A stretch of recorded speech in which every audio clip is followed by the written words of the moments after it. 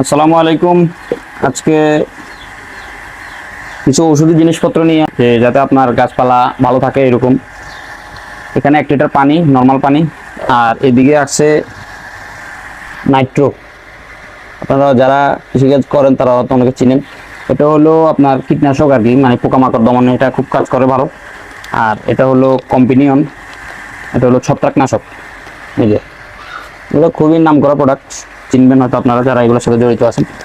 তো আমি এগুলো কেন আনছি আজকে আর ভিডিও করার উদ্দেশ্য হলো, আমি যে গাছগুলা গ্রাফটিং করছিলাম, মানে কাটছিলাম পুরাতন, এগুলোর মধ্যে যে নতুন কুশি আসছিল, কুশিগুলো ইদানিং দেখতেছি যে কিছু পিঁপড়া বা পোকামাকড় দ্বারা আক্রান্ত হইতেছে।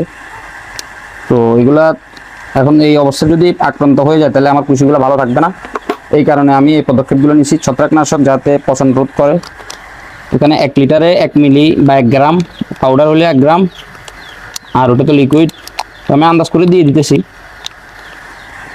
এখানে 1 গ্রামের মতো দিছি। আর এটা হলো লিকুইড, এটার জন্য আমি একটা ড্রপার নিছি।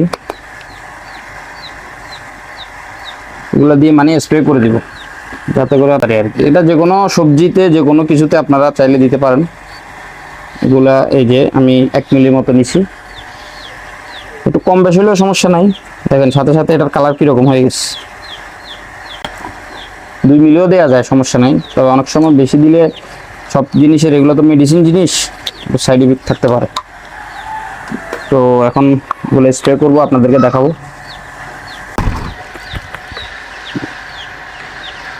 দেখেন কালারটা কীরকম হয়ে গেছে, মনে হয় যে গরুর দুধ।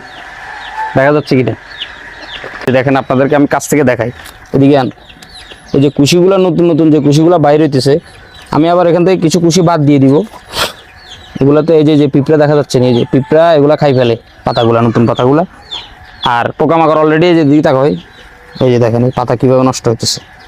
মানে এরকম অনেক আক্রান্ত হয়েছে দেখে আমি এই প্রক্রিয়াটা নিলাম। এইভাবে জাস্ট স্প্রে করে দিবেন আপনার গাছে কোনো ধরনের পোকামাকড় কীটনাশক। এই যে পাতা দেখেন, এই যে পাতা দেখছেন, অনেকগুলো আক্রান্ত হয়েছে।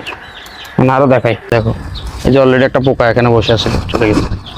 এই যে অনেক রকম পোকা আছে, যে পাতাগুলো খাই ফেলছে দেখছেন। এগুলোর ক্ষেত্রে এই জন্য আর একটু দূরে যাও, আমি এখানে, এগুলো একদম নতুন আসছে। এইরকম কালার আসলে বা ঢালগুলো আর একটু শক্ত হলে তখন যে আমরা এটার মধ্যে কাটি কলপ করবো। এগুলো আর একটু বড় হবে তারপরে।